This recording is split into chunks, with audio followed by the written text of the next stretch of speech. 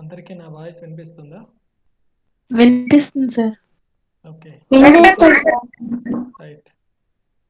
So good morning all of you. Please respond. Good morning sir. Good morning sir. Good morning sir. Good morning sir. Yeah. So last క్లాస్లో మనం specification and significance of CRO కోసం start చేస్తాం. అందులో ఒక 3 points explain చేస్తాను. So ఈరోజు remaining 3 points explain చేస్తాను, జాగ్రత్త వినండి. సో లాస్ట్ క్లాస్లో మనం సెన్సిటివిటీ కోసం మాట్లాడాం, అలాగే వోల్టేజ్ మెజర్మెంట్ యాక్యురసీ, అలాగే ఫ్రీక్వెన్సీ రెస్పాన్స్ కోసం మాట్లాడాం. సో సెన్సిటివిటీ అంటే it is the minimum voltage we can measure with CRO. Okay, అంటే మినిమం యాంప్లిట్యూడ్, ఒక సిగ్నల్ యొక్క మినిమం ఎంత యాంప్లిట్యూడ్, ఎంత వోల్టేజ్ ఉండాలి అనే దాన్ని సెన్సిటివిటీ ఇస్తుంది. నెక్స్ట్ వోల్టేజ్ సిగ్నల్ అప్లై చేసిన తర్వాత ఆ వేవ్ ఫామ్ అనేది సిఆర్ఓలో కనిపిస్తుంది. దాని నుంచి మనం వోల్టేజ్ మెజర్మెంట్ అనేది తీసుకుంటాం. సో వచ్చిన మెజర్మెంట్ అనేది యాక్చువల్ వోల్టేజ్కి ఎంత దగ్గరగా ఉంది, ఎంత యాక్యురేట్గా ఉంది అనే దాన్ని వోల్టేజ్ మెజర్మెంట్ యాక్యురసీ ఇస్తుంది. ఓకేనా? సో ఫర్ ఎగ్జాంపుల్ యాక్చువల్గా 5 వోల్ట్ యాంప్లిట్యూడ్ ఉంది, మనం మెజర్మెంట్ తీసుకున్న తర్వాత 4.9 వోల్ట్ వచ్చింది అనుకోండి. సో సమ్ ఎర్రర్ అనేది ఇక్కడ వచ్చింది. అయితే మనకు వచ్చిన మెజర్మెంట్ అనేది ఎంత దగ్గరగా ఉంది, ట్రూ వాల్యూకి, యాక్చువల్ వాల్యూకి, నిజ విలువకి ఎంత దగ్గరగా ఉంది అనేదాన్ని వోల్టేజ్ మెజర్మెంట్ యాక్యురసీ అనేది డిఫైన్ చేస్తుంది. అలాగే ఒక సిఆర్ఓతో మనం 3 dB అటెన్యూయేషన్ కంటే తక్కువ ఉండేలా మనం ఏ ఫ్రీక్వెన్సీస్ రేంజ్, అంటే ఏ ఫ్రీక్వెన్సీస్ మెజర్మెంట్ తీయచ్చు అనేది ఫ్రీక్వెన్సీ రెస్పాన్స్తో డిఫైన్ చేస్తాం. సో ఫర్ జనరల్గా ఫ్రీక్వెన్సీ రెస్పాన్స్ అనేది ఎలా ఉంటుందని చెప్పుకున్నాం.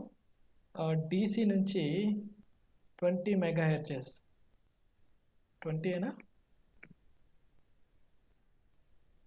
మెగాహెర్ట్జ్ ఈ రేంజ్లో మనకు ఫ్రీక్వెన్సీ రెస్పాన్స్ ఉంటుంది. సో ఈ రేంజ్లో ఉండే ఏ ఫ్రీక్వెన్సీ అయినా సిఆర్ఓకి అప్లై చేస్తే మనకు 3 dB అటెన్యూయేషన్ కంటే తక్కువ అటెన్యూయేషన్తో మనం మెజర్మెంట్స్ అనేవి తీసుకోవచ్చు. నెక్స్ట్ ఏంటంటే రైజ్ టైం మెజర్మెంట్, అలాగే టైం బేస్ మెజర్మెంట్, అలాగే sample rate.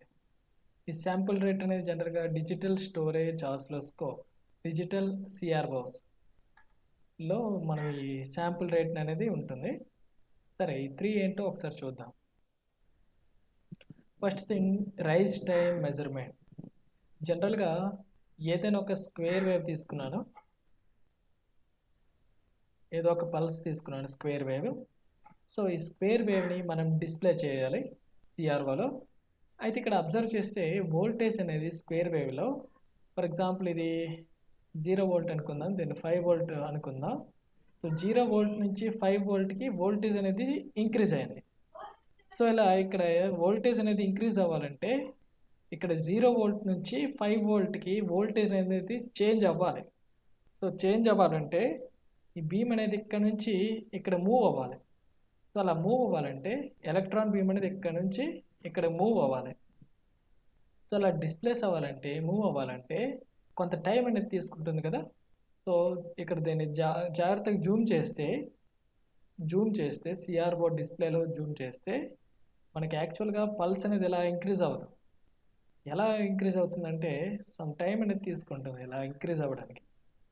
So this is the time taken for rise అవ్వడానికి పట్టిన టైం ఇది. అలాగే ఇక్కడ నుంచి ఈ టైం ఏదైతే ఉందో దిస్ ఈస్ ఫాల్ టైం అంటాం. This is rise time, the time taken for voltage rise. So rise అవ్వడానికి, ఈ బీమ్ అనేది రైజ్ అవ్వడానికి పట్టిన టైము రైజ్ టైం మెజర్మెంట్ అంట. అలాగే ఫాల్ అవ్వడానికి పట్టేది ఫాల్ టైం అంటారు. సో ఆల్మోస్ట్ ఈ రెండు ఒకేలా ఉంటాయి. సరే, రైజ్ టైం మెజర్మెంట్ అంటే ఏంటి? 0 లెవెల్ నుంచి ఇక్కడ వోల్టేజ్లో మనకి బీమ్ అనేది మూవ్మెంట్ రైజ్ అవ్వడానికి పట్టిన టైం. సో జనరల్గా ఈ రైజ్ టైం మెజర్మెంట్ ఎలా తీసుకుంటామంటే, ఇక్కడ సిఆర్ఓ డిస్ప్లేలో అబ్జర్వ్ చేస్తే ఒక్క నిమిషం, డిస్ప్లేలో అబ్జర్వ్ చేస్తే దీన్ని సెంట్రల్ లైన్ తీసుకుందాం, సెంటర్ అనుకుందాం, ఎక్స్ యాక్సిస్ అనుకుందాం, దిస్ ఇస్ వై యాక్సిస్. అలాగే ఇక్కడ ఒక లైన్ ఉంది, అలాగే ఇక్కడ ఒక లైన్ ఉంది. అలాగే ఇంకా డీటెయిల్గా అబ్జర్వ్ చేస్తే ఇక్కడ ఒక డాటెడ్ లైన్ ఉంది, అలాగే ఇక్కడ ఒక డాటెడ్ లైన్ ఉంది.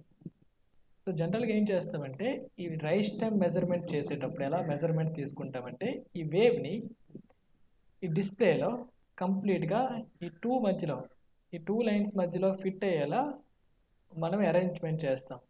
సెన్సిటివిటీ అనేది, వోల్టేజ్ సెన్సిటివిటీ అనేది చేంజ్ చేస్తాం. సో అప్పుడు ఏమవుతుందంటే ఈ వేవ్ అనేది ఇలా కనిపిస్తుంది. ఈ విధంగా అడ్జస్ట్ చేసుకుంటాం వేవ్ని. సో జనరల్గా అయితే కొంత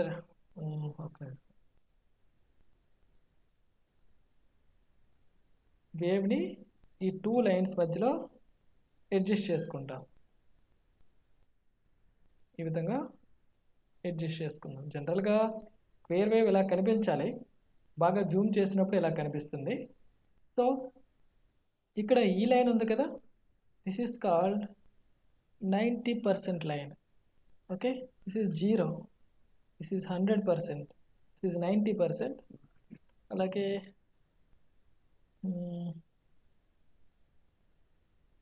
దిస్ ఈస్ 10% లైన్.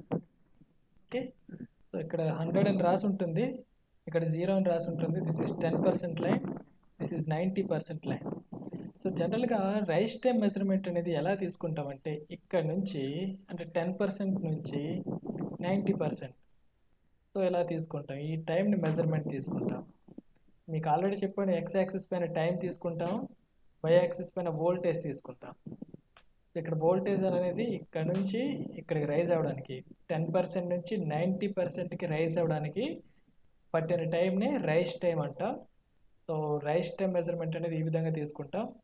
మీకు ఇది ఒక ల్యాబ్లో కూడా ఒక ఎక్స్పెరిమెంట్ ఉంది, అది ల్యాబ్స్ చేసేటప్పుడు మీకు ఎక్స్ప్లెయిన్ మళ్ళీ చేస్తాను, నో ప్రాబ్లం.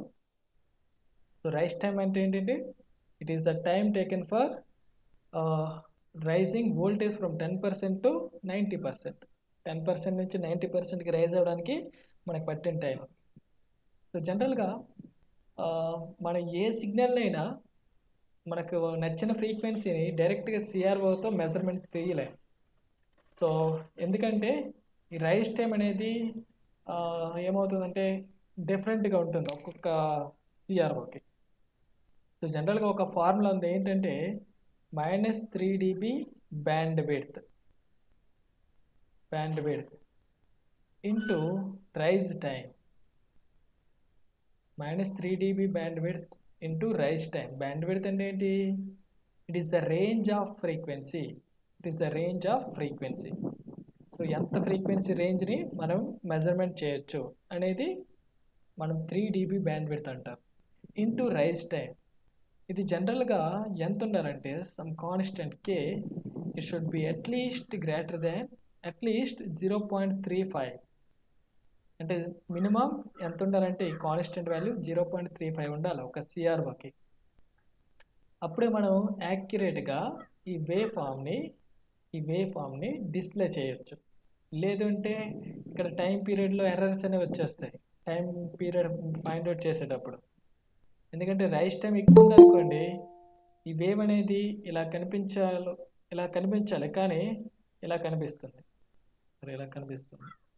అప్పుడు అది స్క్వేర్ వేవ్ అవ్వదు. టైం పీరియడ్లో కూడా ఈ రైస్ టైం అనేది యాడ్ అయిపోతుంది. టైం పీరియడ్ ఫైండ్ అవుట్ చేసేటప్పుడు ఎర్రర్ అనేది వస్తుంది. సో అందుకోసమే జనరల్ ఫార్ములా ఏంటంటే -3 dB bandwidth into rise time అనేది షుడ్ బి అట్లీస్ట్ 0.35 అలా ఉండేలా సిఆర్ఓకి మనం సెలెక్ట్ చేసుకుంటాం. ఫర్ ఎగ్జాంపుల్ ఇక్కడ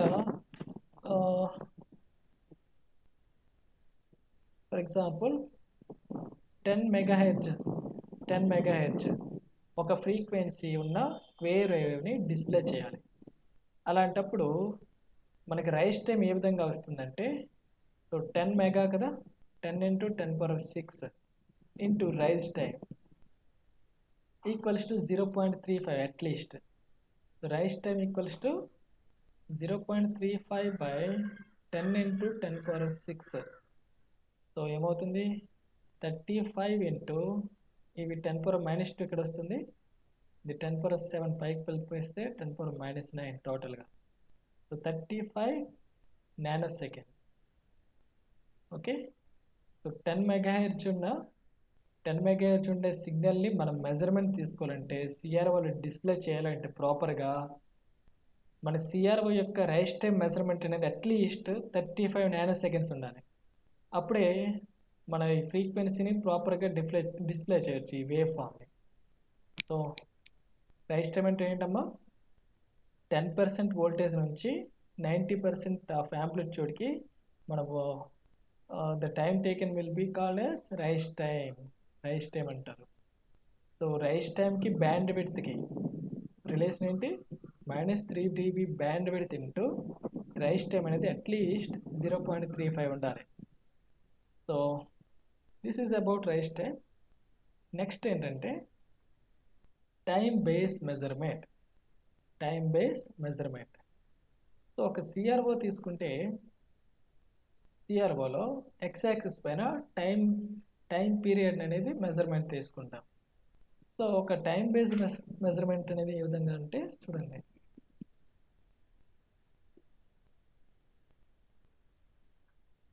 ఫర్ ఎగ్జాంపుల్ సిఆర్ఓలో ఒక వేవ్ ఫామ్ని డిస్ప్లే చేశాను.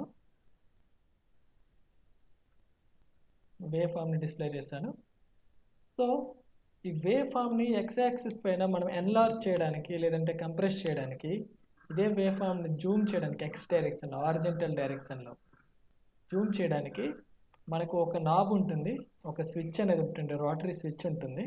సో దాన్ని యూజ్ చేస్తూ మనం హారిజాంటల్ సెన్సిటివిటీ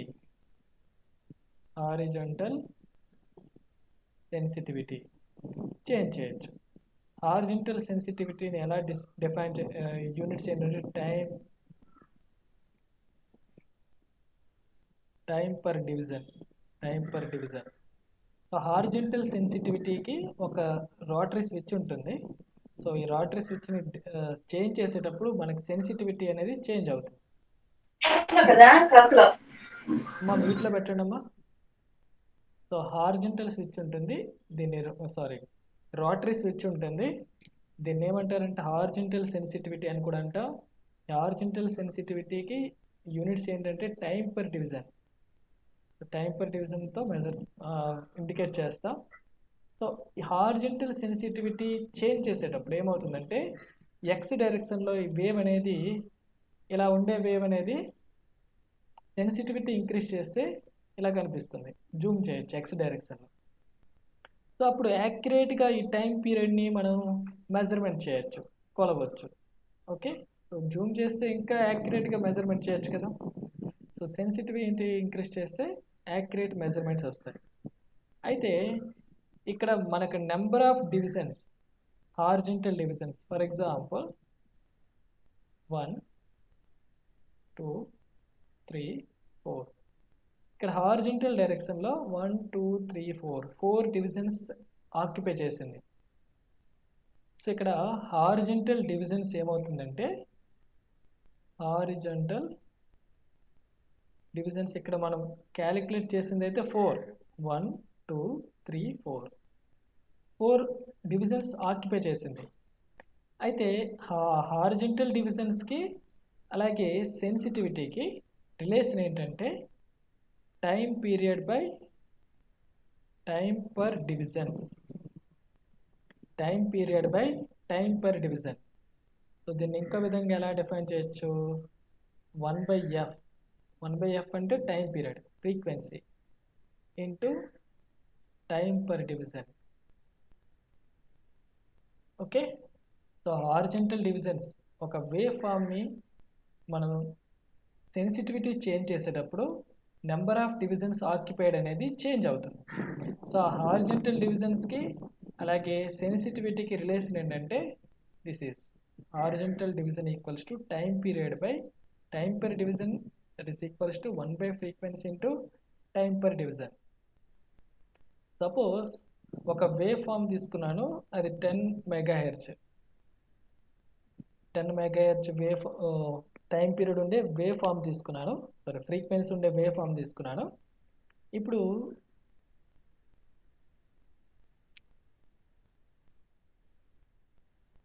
ఇప్పుడు సెన్సిటివిటీ నేను ఏం సెట్ చేశానంటే ఒక్క నిమిషం. సో 10 మెగాహెర్ట్జ్ అంటే ఏంటి? టైం పీరియడ్ ఏమవుతుందమ్మా 10 మెగాహెర్ట్జ్ అంటే? So frequency time period equals to 1/f, that is 1/10 into 10 power of 6 frequency ఇది. So this is equals to 10 power of minus 7 second. So that is equals to 100 nanosecond అవుతుంది. 100 nanosecond అవుతుంది. So time period ఏంటి ఇక్కడ 100 nanosecond. Frequency అంతా 10 megahertz. So ఇలాంటి wave form తీసుకున్నాను. So for example నాకు horizontal divisions 5 కావాలనుకోండి. Horizontal divisions 5 కావాలంటే అప్పుడు సెన్సిటివిటీ ఏమవుతుందంటే so time per division equals to horizontal divisions ఇక్కడ 4 వచ్చింది కదా. సో 4 తీసుకుంటే 4 into 1/f అంటే ఎఫ్ అట్ పంపిస్తే so frequency 10 megahertz 10 mega. So 40 into 10 power of 6 ఇది సెన్సిటివిటీ అవుతుందమ్మా. Sensitivity okay. సపోజ్ మనకు టైం పర్ డివిజన్ వాల్యూ తెలిసింది అనుకోండి. Time per division sensitivity suppose నేను for example 5.5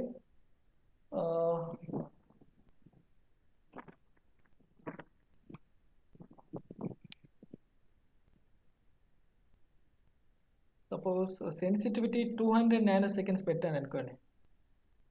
200 nanoseconds per division. ఇదే వేవ్ తీసుకున్నాను, ఇదే ఫ్రీక్వెన్సీ తీసుకున్నాను, టైం పీరియడ్ 100 నానోసెకండ్స్ తీసుకున్నాను. ఈసారి సెన్సిటివిటీ 200 నానోసెకండ్ పర్ డివిజన్ పెట్టాను. సో అప్పుడు హార్జెంటల్ డివిజన్స్ ఆక్యుపైడ్ ఏమవుతుందంటే హార్జెంటల్ డివిజన్స్ ఈక్వల్స్ టు 1/, లేదంటే టైం పీరియడ్ ఎంత 100 nanosecond by time per division ఎంత 200 nanosecond per division. So 100 1/2. So 1/2 అంటే 0.5. నానోకి క్యాన్సిల్ అయ్యింది, సెకండ్ క్యాన్సిల్. సో డివిజన్స్ పైకి పంపిస్తే 0.5 డివిజన్ వచ్చింది. సో ఇక్కడ సెన్సిటివిటీ మనకు తెలిస్తే ఎన్ని డివిజన్స్ ఆక్యుపై చేస్తుంది అనేది ఈ విధంగా క్యాలిక్యులేట్ చేయొచ్చు. సపోజ్ మనకు నెంబర్ ఆఫ్ హార్జెంటల్ డివిజన్స్ ఎన్ని ఆక్యుపై చేస్తుందో తెలిస్తే మనకు టైం పర్ డివిజన్ వాల్యూని సెట్ చేయొచ్చు. ఓకే. సో ఇక్కడ క్యాలిక్యులేషన్ సరిపోయిందా? ఈ రెండు ఒకలాగా రావాలి కదా సెన్సిటివిటీ. ఓకే. సో ఇక్కడ 0.5 డివిజన్ తీసుకుంది కదా, ఇక్కడ 4 డివిజన్స్ తీసుకుంటే సెన్సిటివిటీ ఇలా వచ్చింది. ఇలా సెన్సిటివిటీ సెలెక్ట్ చేసుకుంటే హాఫ్ డివిజన్ వచ్చింది. అంటే ఇదే వేవ్ ఫామ్లో మనం ఎలా కనిపిస్తుందంటే డిస్ప్లేలో ఎలా కనిపిస్తుందంటే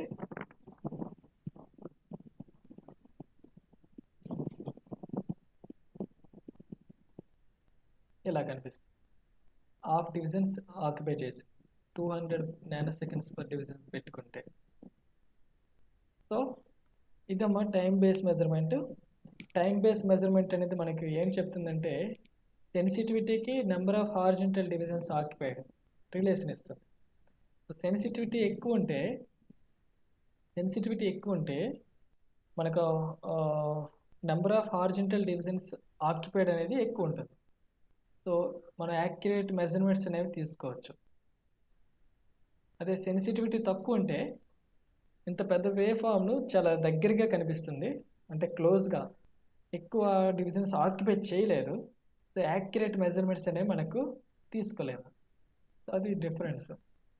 సో సెన్సిటివిటీ అనేది హార్జెంటల్ సెన్సిటివిటీ అనేది టైం పర్ డివిజన్ అనేది సెన్సిటివిటీ ఎక్కువ ఉండాలి ఎప్పుడైనా ఒక సిఆర్ఓకి. సో అప్పుడు యాక్యురేట్ మెజర్మెంట్స్ అనేవి తీసుకోవచ్చు. Next one sample rate. Digital CROs అనేవి ఎలా పనిచేస్తాయంటే ఒక వేవ్ ఫామ్ని ఫర్ ఎగ్జాంపుల్ ఇది ఒక వేవ్ ఫామ్ తీసుకున్నాను.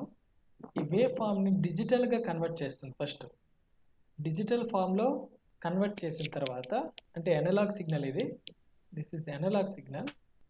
ఈ అనలాగ్ సిగ్నల్ని డిజిటల్గా కన్వర్ట్ చేసిన తర్వాత దాన్ని ప్రాసెసింగ్ చేసిన తర్వాత డిస్ప్లేలో కనిపిస్తుంది.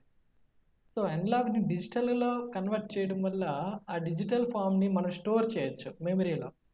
సో ఆ తర్వాత ఆ డేటాని యూజ్ చేసుకొని మళ్ళీ వేవ్ ఫామ్ మనకి నచ్చినప్పుడు ఆ వేవ్ ఫామ్ని స్టడీ చేయొచ్చు. సో ఇక్కడ అనలాగ్ సిగ్నల్ని డిజిటల్గా కన్వర్ట్ చేయాలంటే మన ఈ సిగ్నల్ని శాంప్లింగ్ చేయాల్సి వస్తుంది. శాంప్లింగ్ అంటే ఇదే వేవ్ ఫామ్ని చిన్న చిన్న పీసెస్గా, శాంపుల్స్గా డివైడ్ చేస్తాం. చిన్న శాంపుల్స్గా డివైడ్ చేసి ప్రాసెసింగ్ చేస్తాం. ఫర్ ఎగ్జాంపుల్ ఈ ఫస్ట్ శాంపుల్లో యావరేజ్ వోల్టేజ్ ఎంత ఉందో ఆ వాల్యూని డిజిటల్గా కన్వర్ట్ చేస్తాం. అలాగే ఇక్కడ ఎంత వోల్టేజ్ ఉందో ఆ వోల్టేజ్ని డిజిటల్గా కన్వర్ట్ చేసి స్టోర్ చేస్తాం.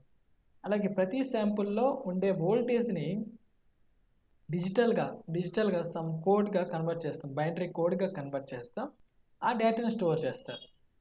సో మళ్ళీ డీకోడ్ చేసేటప్పుడు ఆ పర్టికులర్ కోడ్కి ఎంత వోల్టేజ్ ఉంది దాన్ని యూజ్ చేసుకొని మనం వేవ్ ఫామ్ని మళ్ళీ రీకన్స్ట్రక్ట్ చేయొచ్చు. సో ఇక్కడ విషయం ఏంటంటే మనము ఈ సిగ్నల్లో ఈ వేవ్ ఫామ్ ఏదైతే తీసుకున్నామో దాంట్లో లాసెస్ లేకుండా, ఆ సిగ్నల్లో ఎటువంటి డిస్టార్షన్ లేకుండా, ఎటువంటి విరూపణం చెందకుండా, ఎటువంటి చేంజ్ రాకుండా మనం ఈ ప్రతి వోల్టేజ్ని మనం డేటాగా డిజిటల్గా కన్వర్ట్ చేయాలంటే ఈ శాంప్లింగ్ రేట్ అనేది ఇంపార్టెంట్ థింగ్. సో ఇక్కడ శాంప్లింగ్ అనేది ఫాస్ట్గా చేశారనుకోండి, యాక్యురేట్గా ఆల్మోస్ట్ ప్రతి పాయింట్ వోల్టేజ్ని డిజిటల్గా కన్వర్ట్ చేయొచ్చు. అదే శాంపుల్ అనేది తక్కువ చేశారండి, శాంప్లింగ్ ఫ్రీక్వెన్సీ తక్కువ ఉందనుకోండి, ఇదే వేవ్ ఫామ్లో ఈ వోల్టేజ్ స్టోర్ అవుతుంది, ఈ వోల్టేజ్ స్టోర్ అవుతుంది, ఈ వోల్టేజ్ స్టోర్ అవుతుంది, ఇలా స్టోర్ అవుతుంది. అప్పుడు దాన్ని మళ్ళీ రీకన్స్ట్రక్ట్ చేసేటప్పుడు ఆ వేవ్ ఫామ్ ఎలా కన్వర్ట్ అయిపోతుందంటే ఇలా కన్వర్ట్ అవుతుంది, సైన్ వేవ్ మళ్ళీ రాదు. సో శాంప్లింగ్ ఫ్రీక్వెన్సీ తక్కువ ఉంటే ఏమవుతుందంటే సిగ్నల్ రీకన్స్ట్రక్ట్ చేసేటప్పుడు, మళ్ళీ పునర్నిర్మించేటప్పుడు ఆ వేవ్ ఫామ్లో చేంజెస్ అనేవి వచ్చేస్తాయి, యాక్చువల్ వేవ్ ఫామ్ కనిపించదు. అదే శాంప్లింగ్ ఫ్రీక్వెన్సీ ఎక్కువ ఉంటే యాక్చువల్ వేవ్ ఫామ్ని మళ్ళీ రీకన్స్ట్రక్ట్ చేయొచ్చు without loss, almost okay, without loss, సిగ్నల్లో డిస్టార్షన్ లేకుండా మళ్ళీ రీకన్స్ట్రక్ట్ చేయొచ్చు. సో ఇక్కడ శాంప్లింగ్ రేట్ అనేది ఏ విధంగా ఇస్తామంటే Nyquist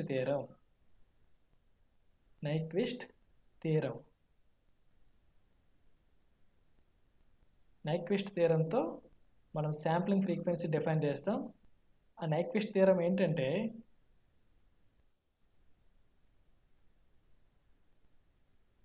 sampling frequency should be at least